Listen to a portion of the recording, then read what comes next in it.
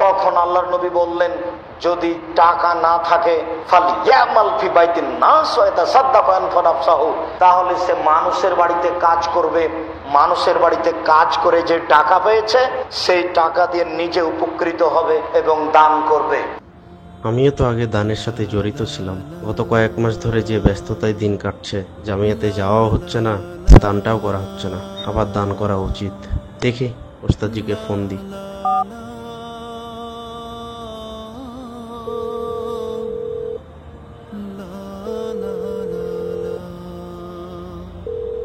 আসসালামু আলাইকুম। ওস্তাদজি ভালো আছেন?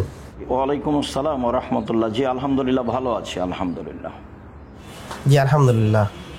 ওস্তাদজি, আমি আপনার প্রতিষ্ঠান আল জামিয়া সালাফিয়াতে প্রতি মাসেই দান করি, কিন্তু গত কয়েক মাস ধরে আমি খুবই ব্যস্ততার মধ্যে ছিলাম, যার কারণে আমি দানটা করতে ভুলে গেছি। তো এখন আবার পুনরায় দান করতে চাচ্ছি। আলহামদুলিল্লাহ, জাযাকাল্লাহ খায়র। আচ্ছা, আপনি নিয়মিত দান করে আসেন, আপনার কথা শুনে খুশি হলাম। 2-1 মাস থেকে দান করতে পারছেন না, ভুলে গেছেন। আপনি তো শুনে খুশি হবেন, আলহামদুলিল্লাহ জামিয়া সালাফের অটোপে চালু হয়েছে। একবার আপনার দান সেট করলে আপনি ভুলে গেলেও চালু থাকবে। জি ওস্তাদজি। জাযাকুমুল্লাহ খায়র। আলহামদুলিল্লাহ, আমি আপনার জন্য আন্তরিকভাবে দোয়া করি, আল্লাহ আপনার অর্থ সম্পদে বরকত ও নিরাপত্তা দান করুক। জি, জাযাকাল্লাহ খায়র। অটোমেটিক দানের সুবিধা চালু করতে ভিজিট করুন nirf.org.bd।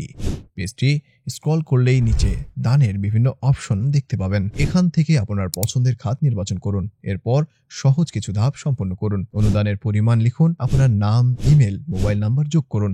এবার নিয়মিত ডোনেট করুন অপশনে টিক দিন এবং সাপ্তাহিক বা মাসিক যে কোনো সময়সীমা বেছে নিন। সবশেষে দান করুন বাটনে ক্লিক করলেই চালু হয়ে যাবে আপনার অটোমেটিক দান ব্যবস্থা। পরবর্তী ধাপে আপনি দেখতে পাবেন পেমেন্ট গেটওয়ে।